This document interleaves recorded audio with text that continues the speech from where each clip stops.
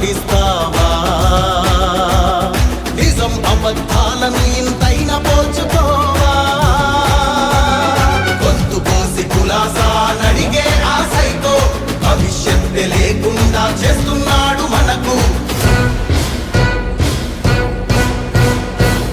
కదలిరా కదలిరా కదలిరా కదలిరా కదలిరా కదలిరా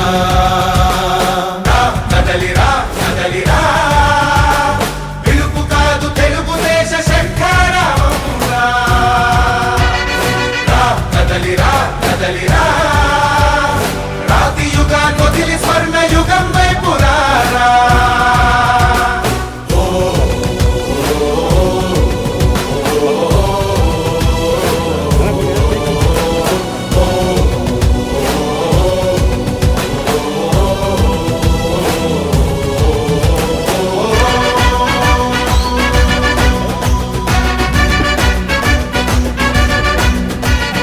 అణచివేత నుంచి మొలిచే తిరుగుబాటు మనదిరా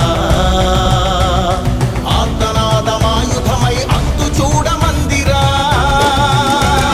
వెలుగునిచ్చే కాగడా చితిని వెలిగిస్తుందని ఓటు వేసే నీ చెయ్యే వేటు వేస్తుందని ఆత్మగౌరవాన్నింకా అమ్మొద్దుర తమ్ముడా స్వర్ణాంధ్ర సాధ్యమని చూపర తెలుగోడా కదలిరా కదలిరా కదలిరా కదలిరా కదలిరా కదలిరా కదలిరా పిలుపు కాదు తెలుగుదేశ శంఖారావమురా కదలిరా కదలిరా రాతి యుగాన్ని వదిలి స్వర్ణ యుగం వైపు రారా కదలిరా కదలిరా కదలిరా కదలిరా కదలిరా కదలిరా కదలిరా కదలిరా పిలుపు కాదు తెలుగుదేశ శంఖారావమురా కదలిరా కదలిరా రాతి యుగాన్ని వదిలి స్వర్ణ యుగం వైపు రారా